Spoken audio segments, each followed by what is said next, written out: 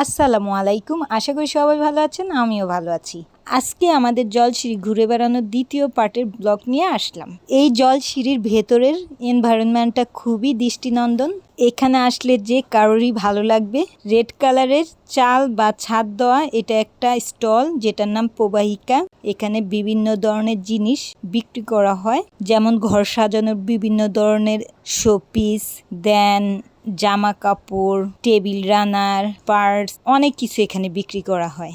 এটাও সেনাবাহিনীর দ্বারা নিয়ন্ত্রিত, অর্থাৎ এই পার্ক বা উদ্যানের ভেতরে যা কিছু আছে সবকিছুই সেনাবাহিনীরা নিয়ন্ত্রণ করে এবং পরিচালনা করে। চারিদিকে সবুজে ঘেরা অরণ্য দেখতে খুবই দৃষ্টিনন্দন, যে কারোরই ভালো লাগবে এখানে। যেহেতু ঝিরিঝিরি বৃষ্টি হচ্ছিল তাই সবকিছুই ভেজা ছিল। এই যে এই ঘরের ভেতরে কিছু একটা আছে, বাট এটা বন্ধ ছিল, আমরা ঢুকতে পারিনি। আর আমরা সবাই এখানের মধ্যে একটু ফটো তুললাম। আমার নিস বিভিন্ন এক্সপ্রেশন দিচ্ছে আর আমার ভাবি ফটো তুলছে। আর এই যে গাছগাছালি ভরা এই ঝোপঝাড়, এটার ভেতরও খুবই চমৎকার। ওইখানেও আমরা অনেক ফটো তুলছি। অনেক বিশাল বড় এরিয়া নিয়ে এই উদ্যানটা, সবুজে ঘেরা চারিদিকে, খুবই চমৎকার লাগতেছে। যেদিকেই তাকাই শুধু সবুজ আর সবুজ।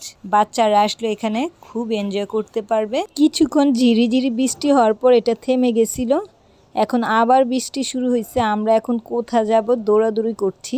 দেন একটা ঘরের মধ্যে গিয়ে উঠলাম, যেটা চারপাশ খোলা ছিল, উপরে চালা ছিল আর কিছু চেয়ার টেবিল ছিল। এখানে আমরা কিছুক্ষণ বসলাম, চারপাশের পরিবেশ দেখলাম। আর আমার বড় বোন সেমাই রান্না করে নিয়ে গেছে, ওটা খেলাম। ও ভালো কথা, এখানে আসলে হালকা খাবার নিয়ে আসা যাবে, বাট কোনো ভারী খাবার আনা যাবে না। আমরা সেমাই খাচ্ছি আর চারপাশ দেখতেছি কে কি করছে। আমরা যেখানে বসে আছি এটার উপরের চালটা যতটুকু সম্ভব টিন দিয়ে দেওয়া, বাট ভিতরের চালাটা হয়েছে গিয়ে পাটি দিয়ে দেওয়া। এই যেটা সম্পূর্ণই পাটি দিয়ে তৈরি করা।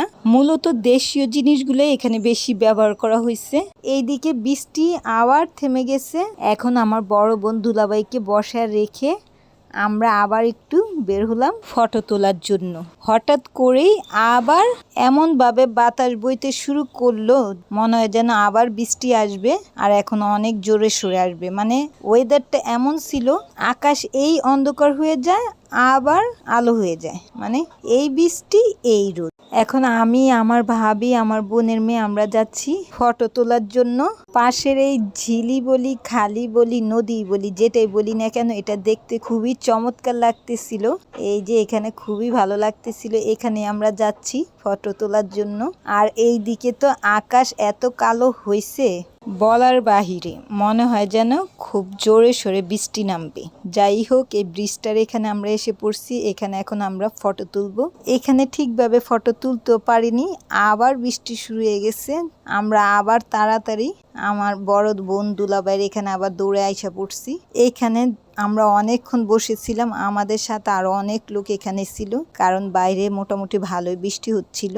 আবার অনেকে এই বৃষ্টির মধ্যেই ঘোরাফেরা করতেছিল। এই যে অনেকে বৃষ্টিটাকে খুব ভালোভাবে এনজয় করতেছে, তারা বৃষ্টির মধ্যে ভিজেই ঘোরাফেরা করতেছে। আমরাও বৃষ্টিটাকে ভালোভাবে এনজয় করতেছিলাম। আমরা বাদাম খাচ্ছিলাম আর বৃষ্টি এনজয় করতেছিলাম। বাসা থেকে বাদাম ভাজা নিয়ে গেছিলাম আমি, আর ওইটাই আমরা সবাই খাচ্ছি আর বৃষ্টি দেখতেছি। এই বৃষ্টির জন্য আমরা প্রায় হাফ অ্যান আওয়ারের মতো বসেছিলাম। শুধু যে আমরা বসেছিলাম তা না, অনেকেই বসেছিল। আর এইরকম ঘরের মতো এখানে অনেকগুলো আছে, সবগুলোতেই লোক ছিল। আবার চেয়ারও ছিল, বাট চেয়ারে বসার মতো তেমন অবস্থা ছিল না, কারণ এগুলো সবই বৃষ্টিতে ভিজে গেছিল। তবুও অনেকে বসছে, আবার অনেকে দাঁড়ায় রইছে, এমন আর কি একটা অবস্থা। তবে এখন বৃষ্টি হওয়ার পরে যখন থেমে গেছে, আর কোনো বৃষ্টি আসেনি। এবার আবার আমরা সবাই ঘুরতে বের হয়ে গেলাম। কিছুক্ষণ আগে জঙ্গলের মতো যে ঝোপটা দেখাইছিলাম ওইখানে এখন আসছি। এই যে এটার ভিতরে খুবই চমৎকার, কি সুন্দর করে গাছগাছালি দিয়ে সাজায় রাখছে। আমার ভাবে আবার একটা ফুল পেরে দিল আমার নিচকে, ও আবার এই ফুলটা পরে ফটো তুলতেছে। আমরা সবাই আবার কিছুক্ষণ সময় এমন করে ফটো শটো তুলে দেন চলে যাই আমরা এখান থেকে গিয়ে আমরা চলে যাই গোলকধাঁধায়। এটা খুবই মজার একটা জায়গা। এখানে একবার ঢুকলে বের হওয়াটা খুবই টাফ। আমরা ঢুকছি এখন। আমরা এটার ভেতরে ঢুকেই ফার্স্টে একটা টঙে উঠছি, দেখে নিছি গোলক ধাঁধাটা কত বড়। না দেখলাম গোলক ধাঁধাটা অনেক বড়। এই গোলক ধাঁধার মাঝে মধ্যে এরকম করে অনেকগুলো টং দেওয়া আছে। এখানে খেয়াল রাখতে হবে বাচ্চাদের নিয়ে আসলে কখনো তাদের একা ছাড়া যাবে না, তাহলে ওরা হারায় যাবে। আর একবার হারায় গেলে ওদের পাওয়াটা খুবই মুশকিল, কারণ এটা এমন একটা প্লেস যে কারোরই হারায় যাওয়ার সম্ভাবনা আছে, বড়ই কি ছোটই কি। তবুও বড়রা হারায় গেলে টঙে উঠে গোলক দাদার ম্যাপটা দেখে আবার বের হতে পারবে। বাট বাচ্চারা যদি হারায় যায় তাদের এই বুদ্ধি আসবে না যে টঙে উঠে ম্যাপটা দেখবে দেন বের হবে, আর তারা ওটা পারবেও না। তাই খুবই সতর্ক থাকতে হবে, বাচ্চাদের একা ছাড়া যাবে না এখানে। যাই হোক, আমরা এখন একটা টঙে উঠবো। এই টং থেকে সুন্দরভাবে দেখা যায় গোলক দাদাটা। বৃষ্টি হওয়ার কারণে সবগুলো পাতা ভেজা ছিল, আর যেহেতু সরু রাস্তা, এই রাস্তা দিয়ে হেঁটে যাওয়ার সময় আমাদের জামা কাপড়ও ভিজে গেছে। এখন আমরা এক এক করে টঙের উপর উঠবো। আর দেখি আমরা ওঠার আগে অনেকে উঠেছিল, একটু ভয়ও পাইতেছিলাম টং ভেঙে পড়ে কিনা। দেখি না, ভাঙেনি। ওইখানে আবার আমরা একটু ফটো শটো তুললাম। এই যে গোলক দাদাটা অনেক বড় ছিল, আর আমরা যেমন টঙে উঠছি এমন টং জায়গায় জায়গায় অনেকগুলো দেওয়া ছিল। এই যে এটা পুরোটাই গোলক ধাঁধা। এই যে সরু রাস্তাগুলো, এখানে একবার ঢুকলে বের হওয়ার খুবই টাফ। এখনও ঝিরিঝিরি বৃষ্টি হচ্ছিল। এই যে এক লোক ছাতা নিয়ে দাঁড়ায় রইছে, আর প্রত্যেকটা টঙেই মানুষ ছিল।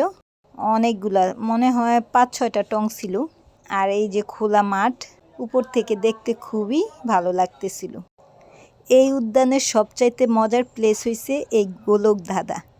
এখানে একবার ঢুকলে কিভাবে বের হব ওইটাই টার্গেট থাকে, যে কতটুকু সময়ের মধ্যে বের হওয়া যায়। আমরা কিছুক্ষণ এই টঙে থেকে নেমে যাই, আর নামার সময় খুবই ভয় লাগতেছিল, কারণ সিঁড়িগুলো এত সরু ছিল, নামাটা খুব টাফ ছিল, আবার উঁচু উঁচু ছিল।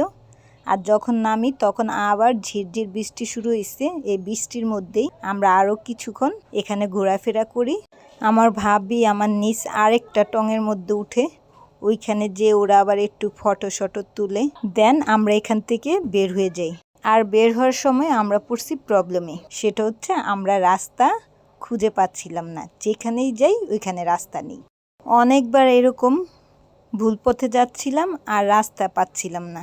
দেন একটা টঙে উঠে গোলক দাদার ম্যাপ দেখে আমরা বের হইছি এখান থেকে। এর জন্যই বলছি বাচ্চাদের এই গোলক ধাঁধা একা ছাড়া ঠিক না। যেখানে আমরা বড়রাই পথ হারিয়ে ফেলি, বাচ্চারা তো হারাবেই। এবার ওই গোলক ধাঁধা থেকে বের হয়ে আমরা এসে পড়ছি এইখানে রিং রিং করা রাস্তাটা। সরু রাস্তা ছিল, দেখতে খুবই ভালো লাগতেছিল। অ্যাকচুয়ালি যেখানেই যাই সেটাই দেখতে ভালো লাগছিল, খুবই দৃষ্টিনন্দন ছিল এটার প্রত্যেকটা জায়গার প্রত্যেকটা পার্ট। এটার ভিতরে যখন ছিলাম আমরা তখনও বৃষ্টি হচ্ছিল, বাট ভিতরে তেমন বৃষ্টি আসতেছিল না, কারণ গাছগাছালি দিয়ে ঘেরা ছিল, তো তাই বৃষ্টিটা তেমন বুঝতে পারতেছিলাম না। এখানে আবার কিছুক্ষণ সময় ফটো তুলে আমরা এখান থেকে বের হয়ে যাই। এই উদ্যানটার প্রতিটা পার্টি ফটো তোলার জায়গা। এখানে খুব সুন্দর সুন্দর জায়গা ছিল ফটো শুট করার। আমরা এখান থেকে এবার বেরিয়ে যাচ্ছি, আর আমার দুলাভাইকে তো ওই ঘরের মধ্যে বসায় রাখছি। আমি, আমার বোন, আমার নিস এবং আমার ভাবে, আমরা এই 4 জনই এখানে ঘোরাফেরা করছি, আর দুলাভাই এক জায়গাতে বসে ছিল। এই জায়গায় কিছুক্ষণ ঘোরাঘুরি করার পর দেন আমরা আস্তে আস্তে চলে যাই ওই ঝিলের এখানে, যার জন্যই এই উদ্যানটার নাম দেওয়া হয়েছে জলসিঁড়ি। আর এই ঝিল এবং আরো সুন্দর সুন্দর প্লেস দেখাবো আমার 3য় পার্টের ব্লগে। আজ এই পর্যন্তই। এটা দেখার জন্য আপনারা সবাই চোখ রাখবেন আমার চ্যানেলে। আমার এই ব্লগ ভালো লাগলে সবাই আমাকে লাইক, শেয়ার, কমেন্টস এবং সাবস্ক্রাইব করে আমার সঙ্গে থাকবেন, এবং সবাই সুস্থ সুন্দর থাকবেন। আজ এই পর্যন্তই। ধন্যবাদ সবাইকে। আল্লাহ হাফিজ।